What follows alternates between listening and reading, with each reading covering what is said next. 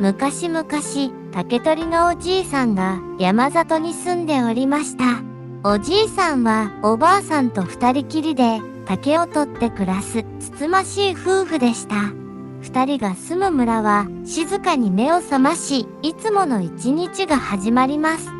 村の人々は畑を耕し、山と共に生きておりました。ある日のこと、おじいさんは竹を切りに山へ出かけました。すると、不思議なことに竹の中から光が漏れてきました。その竹は他の竹とは違い、まばゆい光を放っていたのです。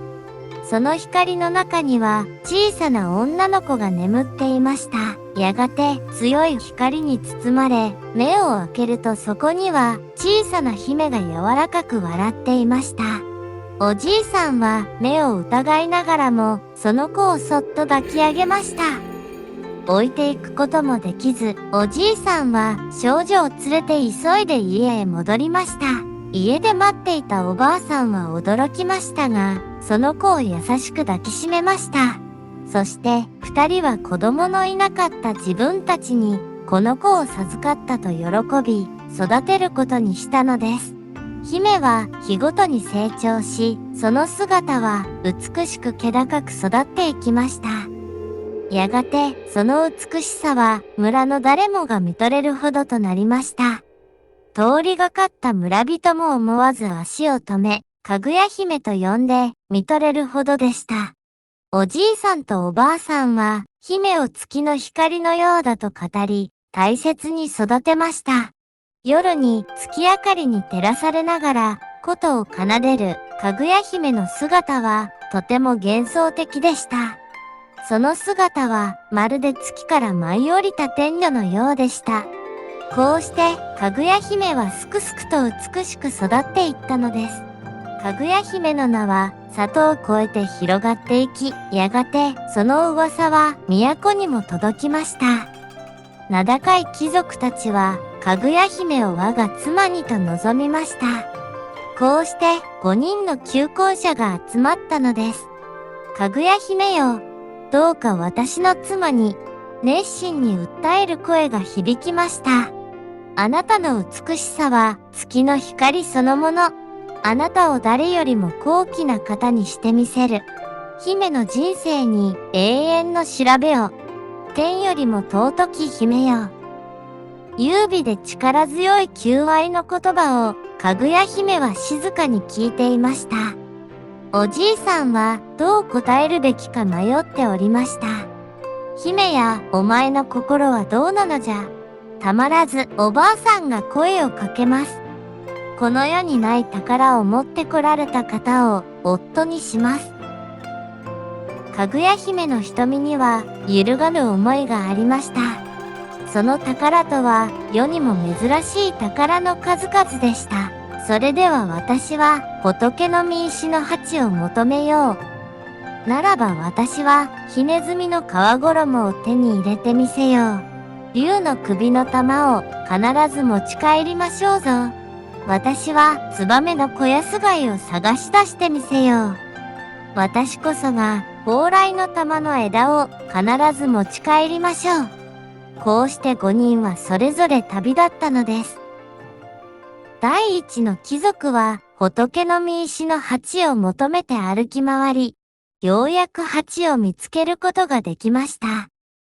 ですが、それは真の宝ではありませんでした。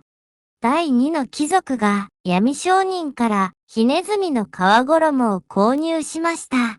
しかし、それも本物ではなく、すぐに燃えて灰になりました。かぐや姫は悲しげに目を伏せました。第三の貴族は竜の首の玉を得ようとしました。しかし、海が荒れて船が壊れそうになり、命からがら逃げ帰りました。かぐや姫はその話をただ静かに聞いていました。第四の貴族はツバメの小安貝を求めて木に登り、木から落ちて大怪我を負いました。かぐや姫の心は悲しみでいっぱいでした。ついに第5の貴族が蓬莱の玉の枝を持ち帰りました。それは大変美しいものでした。ですが、貴族が職人を騙して作らせたものだとわかり、貴族は大恥をかいて逃げ去りました。やはり姫はこの世のものではないのだろうか。村人たちは囁き合いました。おじいさんとおばあさんは、かぐや姫の幸せだけを願っていました。そうしている間にも、運命の時は近づいていたのです。月日が流れ、かぐや姫と帝は、文を交わす仲となりました。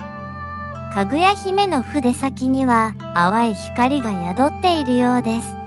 心のどこかで、かぐや姫はこの地を離れる日を悟っていたのです。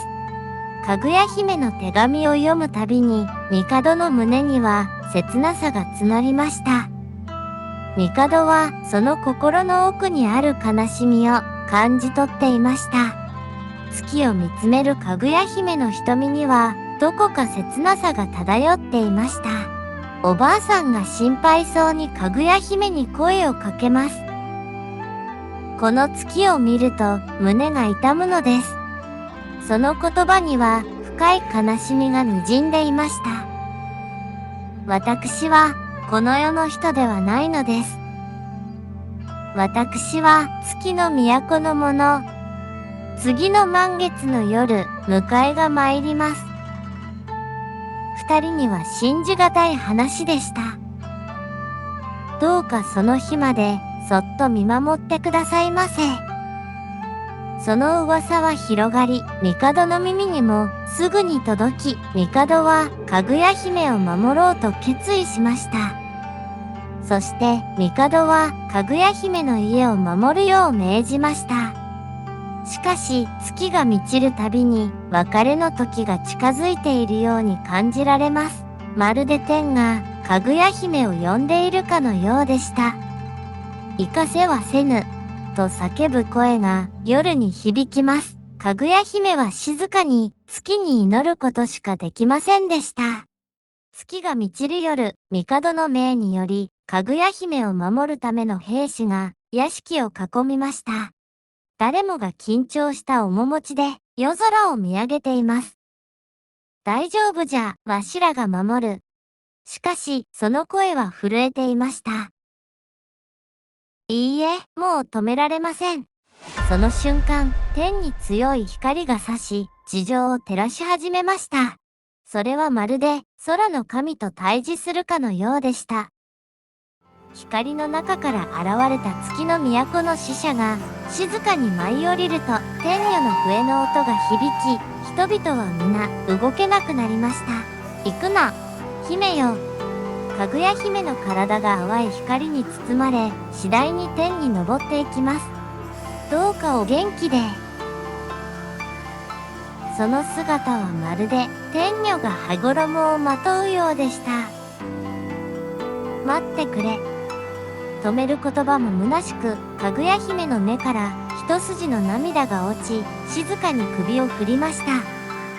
光が空へと昇っていき、地上と天との境が消えていきます。二人の叫びも光の中に消えていきました。その笑顔には悲しみと愛しさが滲んでいました。月の都の門が閉じ、金色の光も消えていきます。月の光の中へ、かぐや姫はゆっくりと帰っていき、二人のもとには永遠の静けさだけが残りました。みんな、最後まで見てくれてありがとう。この動画が面白いと思ったみんなは、チャンネル登録とグッドボタンをよろしくね。次の動画もまた見てね。それじゃあ、またね。